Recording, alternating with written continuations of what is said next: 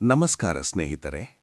ನಮ್ಮಲ್ಲಿ ಹೆಚ್ಚಿನವರು ಒಂದು ಕಳೆದುಹೋದ ಸುಂದರ ದಿನಗಳ ಬಗ್ಗೆ ನೆನಪಿಸಿಕೊಳ್ಳುತ್ತಾ ಕುಳಿತಿರುತ್ತೇವೆ, ಅಥವಾ ಮುಂದೇನಾಗುತ್ತದೋ ಎಂಬ ಆತಂಕದಲ್ಲಿರುತ್ತೇವೆ.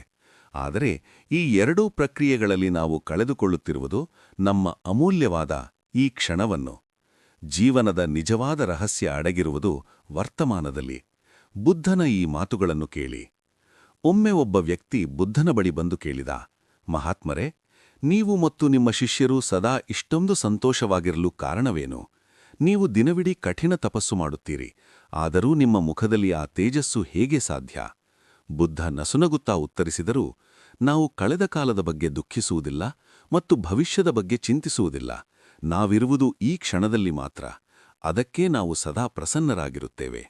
ನಂತರ ಬುದ್ಧ ಒಂದು ಉದಾಹರಣೆ ನೀಡಿದರು.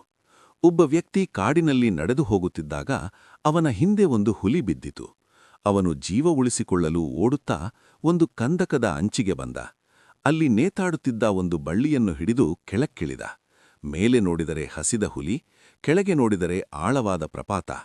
ಅಷ್ಟರಲ್ಲೇ 2 ಇಲಿಗಳು ಆ ಬಳ್ಳಿಯನ್ನು ಕಡಿಯಲು ಶುರುಮಾಡಿದವು. ಸಾವು ನಿಶ್ಚಿತವಾಗಿತ್ತು. ಆದರೆ ಅಷ್ಟರಲ್ಲೇ ಅವನ ಕಣ್ಣಿಗೆ ಬಳ್ಳಿಯ ಪಕ್ಕದಲ್ಲೇ ಬೆಳೆದಿದ್ದ ಒಂದು ಕೆಂಪು ಹಣ್ಣು ಕಾಣಿಸಿತು. ಅವನು ಸಾವು ಅಥವಾ ಹುಲಿಯ ಬಗ್ಗೆ ಯೋಚಿಸದೆ ಆ ಹಣ್ಣನ್ನು ಕಿತ್ತು ತಿಂದ. ಅದು ಅವನ ಜೀವನದ ಅತ್ಯಂತ ಸಿಹಿಯಾದ ಹಣ್ಣಾಗಿತ್ತು. ಬುದ್ಧ ಹೇಳುತ್ತಾರೆ, ಆ ಬಳ್ಳಿ ನಮ್ಮ ಆಯಸ್ಸು, ಹುಲಿ ಮತ್ತು ಪ್ರಪಾತಗಳು ಸಾವು.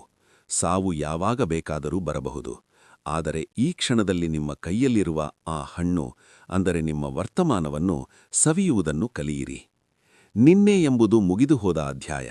ನಾಳೆ ಎಂಬುದು ಇನ್ನೂ ತೆರೆಯದ ರಹಸ್ಯ. ಇಂದು ಎಂಬುದು ಭಗವಂತ ನೀಡಿದ ಉಡುಗೊರೆ, ಪ್ರೆಸೆಂಟ್. ನೀವು ವರ್ತಮಾನದಲ್ಲಿ ಬದುಕಲು ಕಲಿತಾಗ ಮಾತ್ರ ನಿಮ್ಮ ಮನಸ್ಸು ಶಾಂತವಾಗುತ್ತದೆ. ಸ್ನೇಹಿತರೆ, ಇಂದಿನಿಂದಲೇ ಹಳೆಯ ನೆನಪುಗಳ ಭಾರವನ್ನು ಕೆಳಗಿಳಿಸಿ, ನಾಳೆಯ ಆತಂಕವನ್ನು ಬದಿಗಿಡಿ.